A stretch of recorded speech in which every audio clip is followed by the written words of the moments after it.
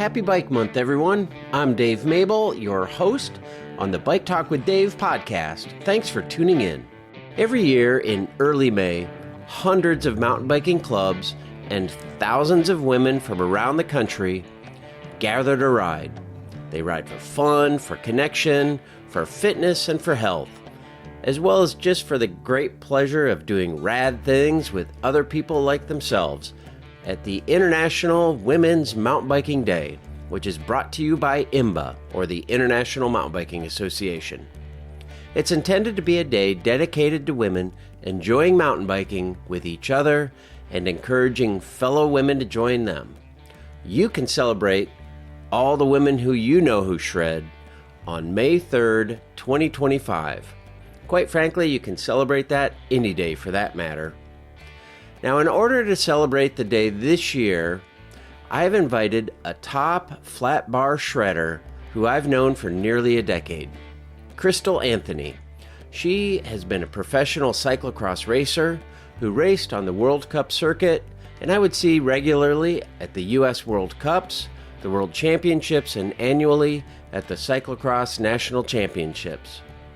Not only does she shred the grass and mud circuits in the biggest and best cyclocross courses in the world, but she's also a rad mountain biker, competing around the world in such epics like the Leadville Stage Race, Cape Epic, Breck Epic, as well as one-day events like the Leadville 100, Schwamigan, and the U.S. Pro Cup in Fayetteville. She's also going elbow to elbow with the best in gravel, and she currently sits in 15th in her fourth year competing in the Lifetime Grand Prix. So, as a successful athlete, as well as a coach and a mentor and a leader of women's rides and workshops in her adapted hometown of Bentonville, Arkansas, I couldn't think of anyone better to talk to about International Women's Mountain Biking Day than Crystal. So let's dive right into our chat with Crystal Anthony. Crystal Anthony, what a treat to see you here today. Welcome to Bike Talk with Dave, and you're here to talk about International Women's Mountain Biking Day, and so I don't know. I feel like you do a little mountain biking. I do love mountain biking. Thanks for having me. Yeah, absolutely. And you, in fact, live in. I had on Brendan Quirk, Yep. the CEO of USA Cycling, and he had a lot to do with the trails around Bentonville and that early development. And I kind of picked on him for the self-proclamation of mountain bike capital of the world. But you guys definitely have a great system of trails down there. You must be enjoying it. Yeah, I would say the infrastructure and just the community support around cycling is really incredible here. I grew up in New England, and I personally love the trails up there, like real old school, rough, like rocky, rooty trails. But being here is a treat. Just they make it so accessible to people of all levels. And just the way they welcome events. I mean, you could do a whole season of racing here without leaving Northwest Arkansas practically. So that has been a treat. Yeah, and great racing, great courses. Um, Holy moly, we could probably spend a whole episode just on the courses and where to ride around Bentonville, Yeah. Fayetteville. I noticed you did, I think you won even, so I'm going to give you kudos for that. Is it Kessler Mountain? Well, I think Is that what the it's called? Kessler Mountain or endurance Kressler Mountain? Kessler. Yes, Kessler. Kessler. Okay, yeah. I rode up there. That's just hard riding. That is not. That's one of my favorite places in this area. I It's I believe reminiscent it. of New England a little bit. It's like old school single track Yes. rocks and roots and Yep. ruts and uh, Rock City, is that the did you make it on that trail? That's I one of don't the know where we did a big fat loop and I was exhausted. It was I think yeah. it was during when the Cyclocross Worlds was happening. I stayed a Yeah, couple of right extra across. days and rode with some friends. So Yeah, I don't know that's right where we across were. the street from Centennial. Yeah, yep. And Yeah. Centennial Park is awesome too. Hmm. I actually want to ask you a little bit about that. Uh, the mountain bike course because I definitely know the cyclocross course well, but we'll get into that. But you've got a great history of riding. I know you mostly from cyclocross. You have spent years on the cyclocross UCI circuit here in the States and internationally, represented the U.S. Several times at Cyclocross Worlds. Um, and I've watched you hop on a gravel bike Hmm. and get a flat bar going as well, mountain biking. Uh, and I gotta say, like, I don't know how this isn't like your headline, but 21 UCI cyclocross victories. Yes. That's Yep. amazing. That's a huge Thank you. number. Yeah. Do you have any that stand out in particular? Yeah. Well, I do remember there was one. You know, the better the competition when you win, the more satisfying it is. And I do remember one year at Trek Cup, um, the UCI race, not the World Cup. You know, everybody was there, and uh, that win meant more than anything because it was like, wow, that doesn't happen too often. Yep. That's awesome. That's Yeah. awesome. Do you have a course that you remember fondly? Ooh. You know, it's funny because some of the most fun courses that I think about to race were not my best results, and sometimes you know your best results come on courses that you don't even really remember. But always Gloucester was a Hmm. favorite for me, just because I grew up a couple towns over, and it was all family and friends, and it was just a big party all weekend. So that probably was my favorite. And there were a bunch, you know, back in the day, there were a bunch in Massachusetts, or very close that felt like home races. So we had Northampton and Warwick, Rhode Island, a bunch of those. So And Providence is right across the street there. Providence, yes, I'm forgetting. Oh, we had Sterling, I think, Hmm. at the school. That was a good one. Yeah, Yeah, that was kind of the East Coast and West Coast had the kind of held the reins for cyclocross for a good number of years. yeah, they did. Pacific Northwest and New England. Yeah, it was great to be able to drive to so many big races Yeah, for in the sure. New England area. Yeah. So what got you on a flat bar bike? Um, you know, initially to work on skills. You know, I don't like to admit this, but I came from time trialing background, you know. And so, you know, I had this Do you want me to reputation. edit that part out? You know, Never mind, never mind. We do uh, pick on triathletes, but yeah, I you, you started in triathlon as well, believe it or not. you develop a big engine, I Yep. will say that, and so I feel like I had this reputation of being strong but not having any skills, Mm. and so I was like, well, mountain biking would be a good way to work on that. And um, when I got into mountain biking, you know, I was like go on the group rides, and there weren't so many options for lessons and skills coaches as there are now. So it was just try not to get dropped. And if you get dropped, you're going to get lost. So don't get dropped. And I didn't know what I was doing, but I just tried to follow people with good lines. But then I realized that I just loved mountain biking in and of itself. Hmm. So in the cyclocross off season, I started doing some more mountain bike races. New England had some great cross country series going on with, what was it, Route 66 and the EFTA, I think was the other series, if I'm remembering that correctly. And yeah, they were awesome. I mean, long for today's cross country standards, like 2 or 3 hours Right, right, right. cross Yeah, country. today's cross country, an hour and a half and done. Uh, Very different. yep. And then, so I really enjoyed that and got into the Epic Ride series when that started, you know, Whiskey 50. And Hmm. that was actually the first time I ever came to Bentonville was for Austrail's Epic Rides back in the day. So yeah, I mean, and now mountain biking probably is my favorite discipline. Oh, that's awesome. You Yeah. said, and I kind of want to talk about, I don't know, suggestions for for folks getting started. But you Yeah. mentioned trying to follow somebody's wheel, and I feel like that is one of the best things you can do is get behind somebody who knows the trail and has good flow and just Yeah. stay on their wheel as best you can. And that's a great teacher. It is absolutely. Yeah. Speaking of teaching, Yeah. um, which you do on the bike now, Yes. you were a teacher for a good number of years, and Yeah. you have your master's in education from Harvard. Yes. Yep. That's awesome. You're like smart then, huh?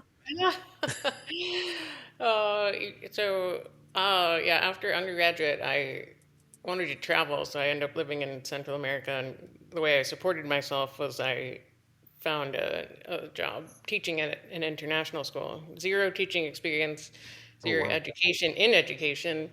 But I was like, well, this will let me live down there and just have a cool experience. And so I really enjoyed the teaching. And then when I came back, I said, well, maybe I should get a little bit more of learn a little bit more about the theories and get some expert um, guidance on how to teach. So that's when I went back to get my master's at Harvard. Um, That's that's like that's like I don't know, saying I want to learn how to fly a Cessna 172 airplane and joining the Air Force Academy or something. That's like diving in big. That's awesome. I love that. yeah, they had a great program, and it was really neat to be go to classes taught by the people who were writing the books that Yeah. you study. So Yeah. I feel like it was really a great quality education, and I mean, I was glad that I had taught first because I felt like then I knew what I wanted to be able to learn when I went to school was more focused. So it was a little backwards the way I Yeah. did it. But it worked out. That's all right. Well, that's still impressive. Can I ask where'd you live in Central America? I lived in Tegucigalpa, the capital of Honduras. Hmm, very cool. Yeah, 2 years. I'm a Yeah. little surprised with your time down there. You don't have El Conquistador, the one across Costa Rica. What's the mountain bike race across Costa Rica? Oh, yeah. Whatever it is, but put it on your calendar Yeah. because you have great experience. Cape Epic, Leadville Yeah. Stage Race, Yeah. um, the Rebecca's Private Idaho is 3 days, isn't it? 3 days. Yep. I Three did days. Transylvania mountain bike stage race. That was 8 days. I think 7 or 8 days back in the day. Yeah. Pike Pikes Peak Apex Race. I kind of Yes. want to ask you a little bit Yeah. about that, but Yeah. you've got I, great. I love adventure and I will do anything during the day, but I'm definitely like a prima donna at night and I want to bed and like Uh, I'm not into roughing it while I race. So Fair enough. Fair enough. Well, tell me about Epic. yeah. Curious about your experience there. Yeah, that was amazing. When I was on Live, they sent two teams, so four of us athletes over with an all female support staff, manager, soigner, and mechanic. And really, I don't know. I mean, I'm so impressed by people who go and do this solo without all the infrastructure. I mean, all we had to worry about was riding our bikes every day, and someone else was, you know, wrenching in our bikes and cleaning them and all that, worrying about all the logistics. We had some stories there with logistics. But yeah, what an incredible place and a way to see a new country. I mean, that's one of the things I love about cycling is all the places it's allowed me to travel, and you're just out in nature, like seeing firsthand just all these different terrains and ways of life, and that was no exception. Well, you're Very going. hard, I'm very sure it hard. was hard. You're not going slow, or you get to enjoy the scenery. Well, with some of the climbs, you are going quite slow. Yes. Fair enough. But yeah, yeah. I mean, I think somehow you take it all in, and I did Transalp a couple times that mountain bike stages. I mean, Hmm. it was. at least for the first few days, I noticed the scenery. Then you're just kind of a zombie. But that was just like riding through a postcard. It was unbelievable. The Oh, wow. Dolomites. Yeah, So highly recommended, even if you're not going to win the dang thing.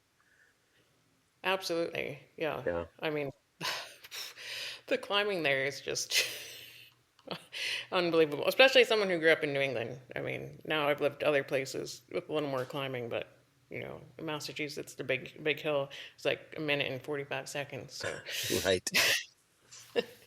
Compare the Alps to, like, I know you've spent a lot of time around Leadville, obviously racing yeah. the Leadville 100, but you've also Mm, got the Leadville stage race under your belt. yep. Compare the Alps to what we find around Leadville.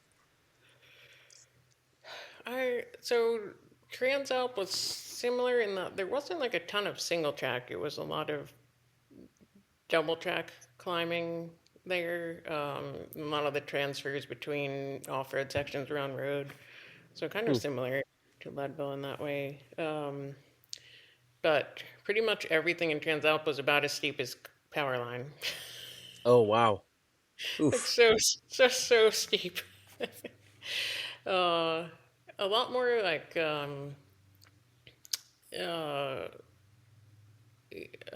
what was I gonna say? Like you'd go. It was a point to point race, so Uh-huh. one of the cool things was staying in a different town every evening. So that was pretty neat. Whereas, the Leadville, you're in the middle of nowhere on that course. Yeah, I mean, Leadville, but yeah, that is kind of the middle of nowhere. Um, yeah, yeah. Camping, do you camp? Or is it you stay in like hotels, hostels? Well, like I said, you can camp if you want to, but I did the hotel package both Yeah, times. dig it. Dig it. I like having a shower and a real bed. Yeah, no worries about that. Yeah, yeah. I'm also curious. I see you've done the Pikes Peak Apex stage race, and I'm curious about that. I've got a kid who lives in Colorado Springs, so we're just beginning to explore that area. I've spent most of my time in Colorado in Summit County, Boulder area, Leadville area. So the Colorado Springs neighborhood is new to me, but I was intrigued by this Pikes Peak Apex race. Tell me a bit about that and the kind of terrain you're doing and what's that race like? Yeah, I think it has changed a bit. They've changed the courses since I did it. But I would say my favorite stage was the first stage, the time trial in Palmer Park, I believe it is. Very technical, single track, rocky. Hmm. Yeah, so I really enjoyed that. Some of the other stages, you would ride up like a gravel road. I think one day was like 20-mile climb up a gravel Oh road. boy. I mean, just a lot of time kind of on gravel, and the trails there are super loose, and there's like that scree or kitty litter kind of Yeah. a little unsettling kind of terrain. But yeah, I think they've changed it, so I can't really speak to the courses now. But I think what is it, September they have that one, or did they move the? Yeah, I believe it is September. Yep. Yeah. Um, but yeah, that was yeah. I really enjoyed the first day. They get the time trial, says the ex triathlete. Yeah, yeah. I'd like to see a triathlete try that one, but Right. Right. yeah, and it was shorter. It was like an hour and ish, I think. So Yeah. reminiscent of cyclocross days. Right, right, right. Short and high Yeah, intensity. yeah. Um, all right. International Women's Mountain Bike Day is May 3rd, Mm, and we're coming right up on that here. And I've noticed you do a lot, especially in the Bentonville area, um, to encourage and teach and support women riding bikes, women riding mountain bikes. yeah. Um, One of the questions I had, you also were on um, a roundtable to discuss equity in gravel racing. And I'm curious what came out of that roundtable and its application possibly to mountain biking? Yeah, that's a good question. The the roundtable started with a few of us when gravel was. I mean, it's still in a transition, I think, but it was very grassroots. Races started to offer like more prize money, a little more prestige. Like sponsors were more and more interested in gravel, but I think there was just this hesitancy or this like, well, how many rules do we want? Like, do we really want this? Like, which direction is it going to go? And so while we were competing for fairly big prize purses and things that sponsors really cared about, there wasn't a whole lot of oversight by some like a governing body, which a lot of people can see as a negative Right.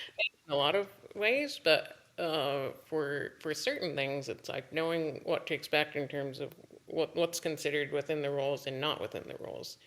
As an athlete, you're going to do everything that is considered legal and fair to win, right? But there was Sure. a lot of gray area there, and not a whole lot of consensus by the organizers and no organizing body to say what that was, and particularly for women, because most gravel races used to be mass start. It was what's the interaction with the men in the race, and how does that affect our outcome, and what do we want to do about that?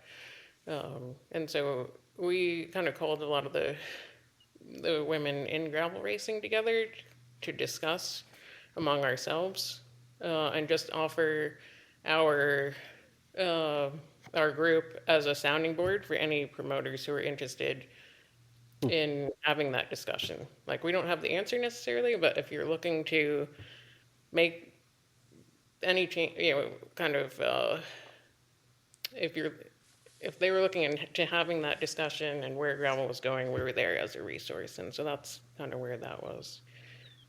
Mountain biking is a much more established discipline. You have the UCI, you have USA Cycling, then you have other race organizers putting on other series. But gravel was so new, so that was kind of the purpose of that group.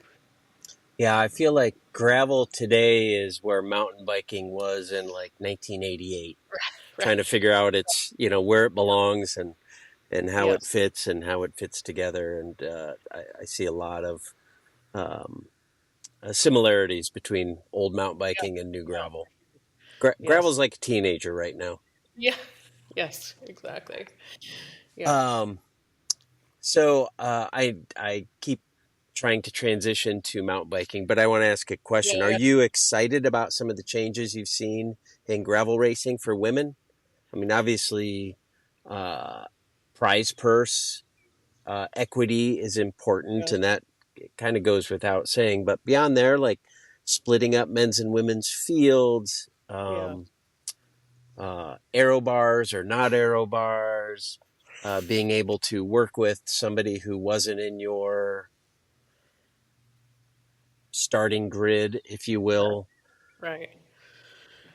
Um. So that was a multi-part question there, but Yeah, that was, sorry. so, uh, gravel.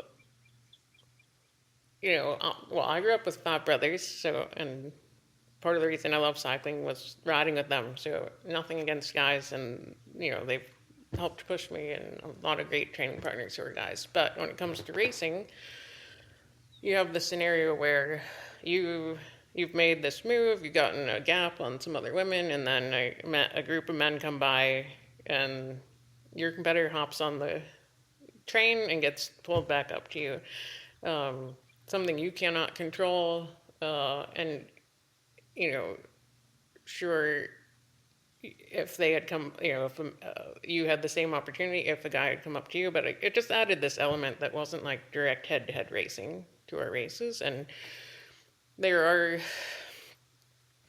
plenty of people who, um, you know, are, I would say that's a skill, right? Racing with people who are faster than you and being able to make that a better split of male racers than someone else that is just quote unquote a skill. But I Yep. think I've really enjoyed just going head to head against the women that I'm actually racing.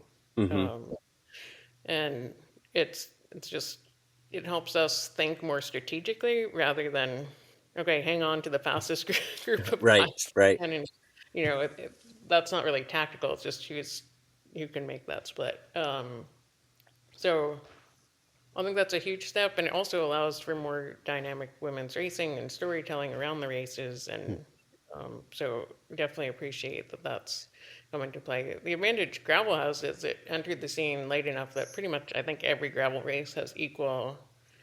I mean, that's just a given. Yep. Whereas when I started cyclocross, it was not. Even in mountain bike, it was Right. not. So yeah, in some ways, gravel's ahead of the curve of other disciplines that way. Yeah. Um, yeah. And one of the other dynamics is like in a mass start, you don't always know where everybody is. So you don't Yeah. know if you're in first, third, or 15th because you don't No, haven't been able to keep no track of idea. everybody along the way. So yeah, Yeah, big yeah, changes. yeah, Um, all right, so let's talk about mountain biking. yeah.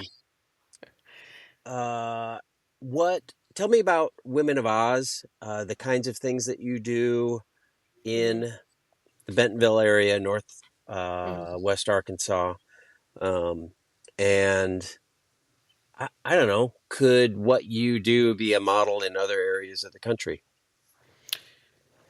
Yeah, it's funny when women come to Bentonville, they almost have more options for things to do on bikes than the guys. We kind of joke Oh, about, that's awesome. yeah.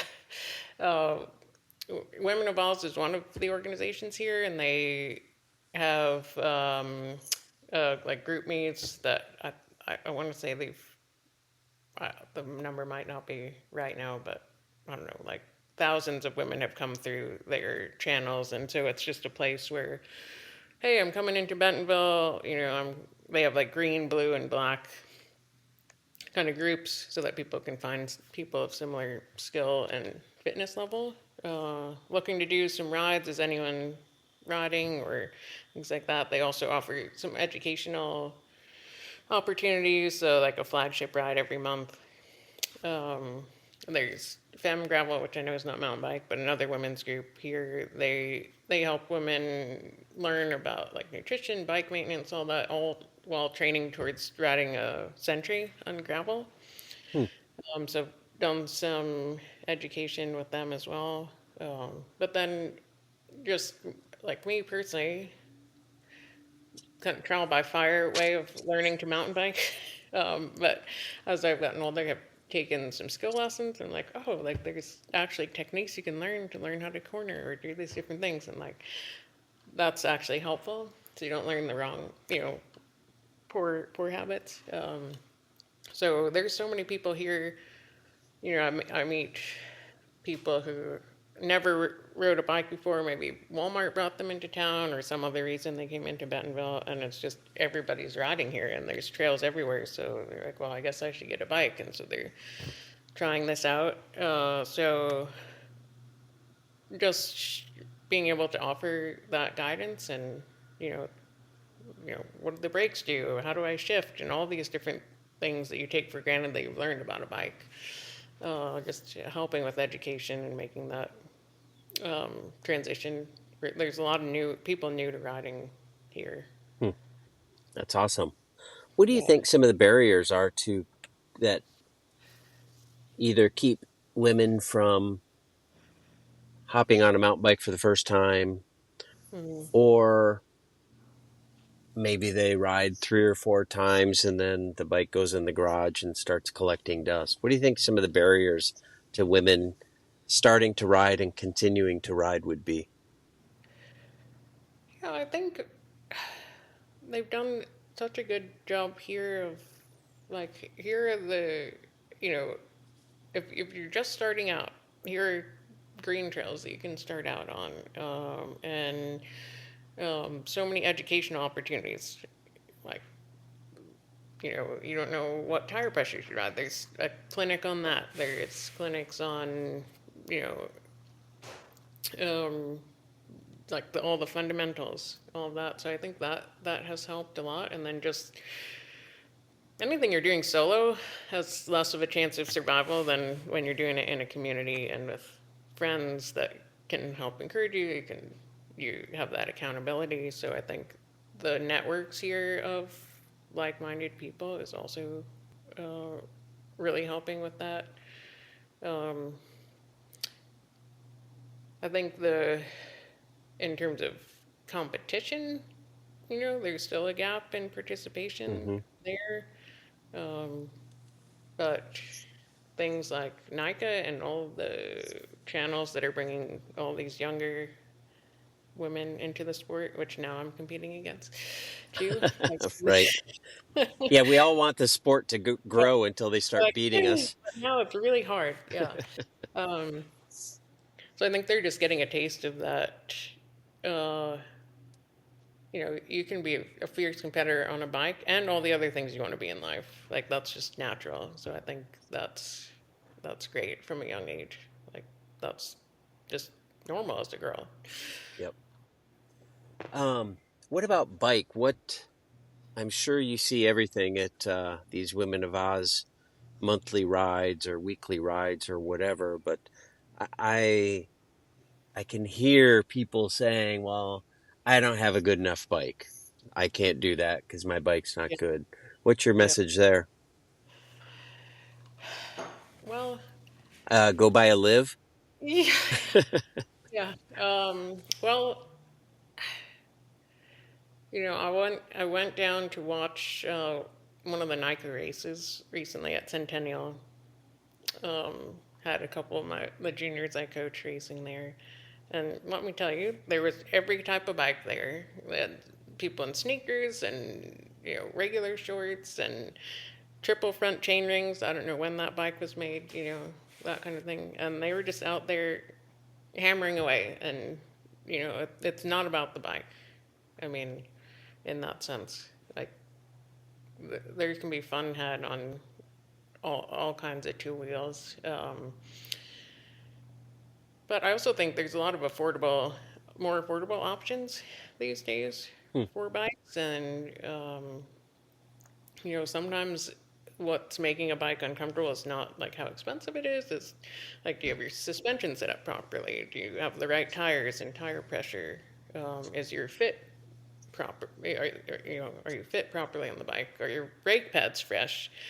So you don't need a $12,000 bike to have fun riding. There's some either much cheaper or even completely free adjustments that you could make that would make your ride, um, pleasant.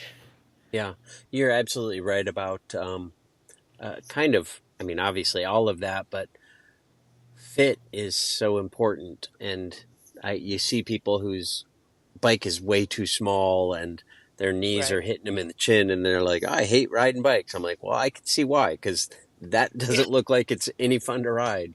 Or the thing is too Right. big and they can't get on and off comfortably, and certainly Right. going off Right. road when you can't reach the ground uh, Yes. is not fun at all. So having a bike close to the right size and then getting it at least generally fit would be super important. Yeah. Absolutely. And even if you don't have like a local expert that you feel comfortable consulting, I mean, there's online tire pressure calculators, which will Mm. like um, there's lots of educational videos on like how to set up your suspension and things like that make a huge difference. I mean, you could have a $12,000 bike and not do those things right, and it would feel terrible, So, um, that I think there are a lot of educational opportunities out there, and yeah, just a little goes a long way with that. Hmm. And fueling, I mean, just eating enough that you have enough energy. Yeah, There's all kinds of things like that make a big difference. yeah, you're right about that. And I love what you are saying, and I feel like maybe you kids in Northwest Arkansas take it for granted, although you've been around and may not. But the green, blue, and black. I mean, that's kind of genius because you know you're not going to get in over your head. Like, I'm a beginner, green. Okay, great. You're going to stay on green trails. You're going to ride at a quote unquote green pace and not get in over your head. Well, I like a little more challenge and I've been riding for, over the course of the summer, then maybe try blue. Or I love to shred and I love rock gardens. All right, like dive in there in the blacks with all the folks who love shredding. Um, just that I think is genius rather than like, hey, we're gonna go on a mountain bike ride. Okay, what's the pace? What's the trail? What's the length? How long are we gonna be out? How many logs am I? Yeah, just introducing expectations, especially for group rides, or even if you take a friend out, maybe you invite a friend out to ride and be like, okay, we're going to ride for 45 minutes. We're going to be on easy trails. Wear this, bring this. That kind of leads me to another question about, I know, Right. I mean, the demographics are more men ride than women. More men are listening to this podcast than women. And so I want to send a message to the men like, what can we do to support the women in our lives to help them enjoy time on two wheels, time shredding the mountain bikes? Yeah, I think that um, like education is such a huge part of confidence and enjoying an activity. So, you know, for all the guys who are competent on bikes or maybe the ones who started with the cycling and maybe a woman in their life is wanting to get into it is, not just like setting up the bike and saying, here, go Yep. enjoy it or go ride it. But teaching some things along the way, like here are some things you want to check before every ride. Here, you know, when you're descending, this is some good body position. Just some basic things like that, so that it's not, so that that get some ownership of not just the riding, but taking care of the bike. I mean, um, Paige Onwaller, who lives nearby, and I did a women's, it was gravel focused, but a women's bike camp in the fall. And we had a mechanic come to do like a presentation hands on. I mean, they were, they loved it. I mean, it went way longer than we had even planned for that to go. And just, oh, Right. okay, well, like, wait, how do you put in a quick link? Like all these different things. And I think that if you have this, we'll call it a toy, right? And you like, oh, if I hear this noise, these are some things it might be and how I Yeah. might be able to fix it. I mean, that's just more motivating to want to keep doing that rather than if anything goes wrong, I will have no idea what to do if I'm out on the trails. Um, and I think the other thing is I've heard experiences of women getting into cycling. It's just intimidating to go on group rides, um, whether it be women or men leading the rides. Am I going to get dropped? Are they going to go too hard? Are they going to be so far ahead and I won't know the route, kind of thing? So, just for anyone who's helping someone else get into cycling, is like know your audience and set up very clear expectations of what's going to happen. This is the pace we're going to do. We'll regroup at these specific spots. Like, make sure that everyone knows all the details they need to know so they feel comfortable going on the ride. Or yeah, I guess that creating that environment where they feel empowered to succeed. Yeah. Comfortable and welcome and empowered. Yeah. Um, I think that's all awesome. I, I think we can do as guys a lot to Mhm. support the women in our lives, whether they're our daughters' friends, our wives, our girlfriends, our Yeah. moms, Mhm. even grandmas, getting out Absolutely. there and having fun on the trails and getting outside. I love it. Um, well, I know you are here Yeah. to support people. You have your own coaching business to help people um, get good and get better uh, running, I don't have any cycling, triathletes at the moment. triathlon. I have had. Yeah. Yeah. And how do they find you? How does somebody find you Yeah, if they want so I to have a website, meet with Crystal Anthony? crystaljanthony.com. Has all the information about my coaching and a link to contact me. So for sure, feel free to reach out. All ages. I have everyone from 13 years old to well into their 60s. So I just enjoy working with anyone who has passionate about their goals. And also on my website, I will say I have cooking is my other passion. So I have a whole database of recipes on there, Oh, like whole foods based recipes. So hmm. another resource for anyone who wants to eat well while staying active. Oh, that's awesome. The International Women's Mountain Bike Day. It's an IMBA event. Yep. People can find out information at imba.com. And certainly follow you along in the Lifetime Grand Prix. You're sitting in 15th right now. Is that true? Yeah. Yep. Yeah, that's awesome. You enjoying that? This is your third year. Fourth year. Yep. Fourth year. Yeah. Fourth year. Yes, I'm super excited that there's a mountain bike, like a full-on mountain bike race this year, Little Sugar Mountain Bike, speaking of International Mountain Bike Day. Yep. And it's right here in Another home course. Benville, so I'm very excited. Yeah, another home course, so very excited for that this year. That's awesome. Well, Crystal, thanks tons. I appreciate your knowledge and willingness to share it. You're sharing your Harvard education. I think that's fun. And gosh, all the best this year. I hope you have a great summer riding. Thank you.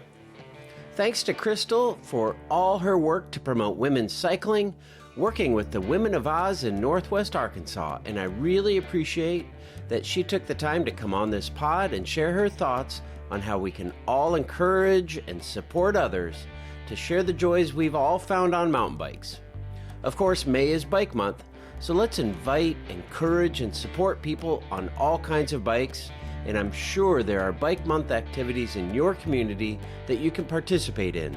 And if not, host something, even if it's as simple as a ride to get some ice cream on a Saturday afternoon. We can all celebrate Bike Month together. I hope you all have an enjoyable and safe Bike Month. And on that note, thanks again for tuning in today. I hope you enjoyed this episode as much as I enjoyed bringing it to you. And if you did, be sure to subscribe so you don't miss a thing. Of course, I would love it if you would rate and review wherever you get your podcasts. And if you want to support this show financially, feel free to drop some coins in the cup at buymeacoffee.com. Just look for Bike Talk with Dave. I really appreciate that kind of support. It really helps with the ongoing expenses that make it possible to record and host this show. And one more thing, be sure to give this show a follow on Instagram, Facebook, and even YouTube. You can find it and stream it anywhere you want on your computer or phone at biketalk.bike. Now I hope you have a great week, great Bike Month, and remember that nothing compares with the simple pleasure of riding a bicycle.